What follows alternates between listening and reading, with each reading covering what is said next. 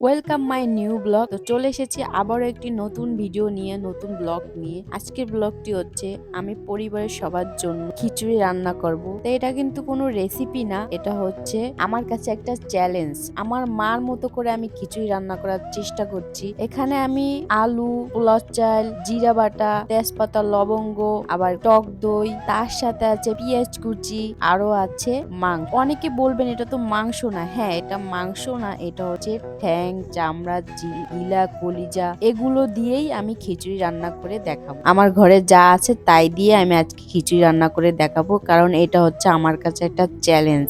প্রথমে আমি কড়াই দিয়ে দিলাম, পরিমাণ মতো তেল দিব। তেল দেওয়ার পরে এখন আমি তেজপাতা, লবঙ্গ এগুলো দিয়ে ভেজে নিব। ভাজার পরে পেঁয়াজ কুচি দিয়ে দেব। পেঁয়াজটা ভালোভাবে ভাজতে দিব, ভালোভাবে ভেজে তারপরে এরপর আমি আদা বাটা দিয়ে দেব।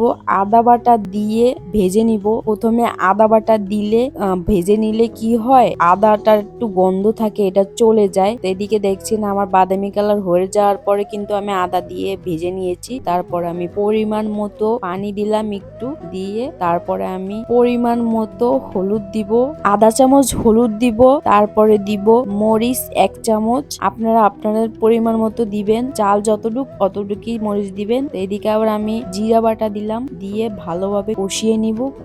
কষানোর পরে আমি টক দই দিলাম অল্প একটু। আমার ঘরে যতটুকু ছিল আমি অতটুকুই টক দই দিয়েছি। তাই এখানে কষানোর পরে আমি আলু দিয়ে দিলাম। আপনারা চাইলে আলুটা ভেজে নিতে পারেন, আমি কিন্তু ভাজি নাই, আমি ইচ্ছা করেই ভাজি নাই। আপনারা চাইলে ভেজে নিতে পারেন, তাহলে কিন্তু আরো ভালো হবে। যাই হোক, এদিকে আমি আলুটা দিয়ে কষিয়ে ভালোভাবে তারপরে আমি মাংসটা দিয়ে দিলাম। তো মাংস তো না, ঠ্যাং, চামড়া, গিলা, কলিজা এগুলো দিয়েই রান্না করা হচ্ছে। এদিকে আবার আমি চালটা ভালোভাবে ধুয়ে নিয়েছি, ওদিকে আমি মাংসটা কষাতে দিয়েছি। তো চালটা ধুয়ে আমি ঝরা দিব, কারণ ঝরা দেওয়ার পরে চালটা দিলে হয় কি, পোলাওটা কিন্তু ঝরঝরা হয়। আমি কিন্তু ঝরঝরা খিচুড়ি রান্না করব। এদিকে ঝরাতে দিয়েছি চাল। তারপর এদিকে আমি দেখলাম মাংসটা অনেকটা পানি টেনে গিয়েছে, তো প্রায় কষানোর দিকে। একটু পানি আমি আবার দিয়ে দিলাম সিদ্ধ হওয়ার জন্য, ভালোভাবে কষানোর জন্য।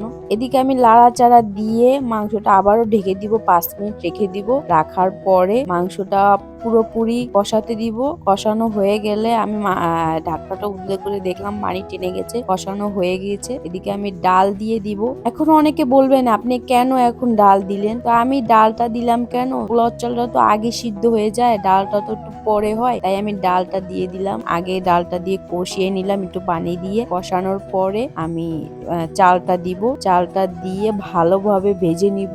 ভালোভাবে ভেজে নিতে হবে, আর নাহলে কিন্তু ঝরঝরা হবে না। আপনারা কিন্তু পোলাও রান্না করলে বা খিচুড়ি রান্না করলে ঝরঝরা ভালোভাবে ভেজে নিবেন। তো যাই হোক, এদিকে একটা জিনিস মিস্টেক হয়ে গেছে, সেটা আমি হয়তো ভিডিও করতে পারিনি। কাঁচামরিচ আমি অনেক আগেই দিয়েছি। আপনারা হয়তো অনেকে বলবেন আপনি কি কাঁচামরিচ দেন না তরকারিতে? হ্যাঁ, আমি কাঁচামরিচ ছাড়া তরকারি রান্না করি না, আর খিচুড়ি তো নয়। দেখেন কালারটা কিন্তু অনেক সুন্দর এসেছে। তো কমেন্ট করে জানাবেন আমার খিচুড়িটা কেমন হয়েছে।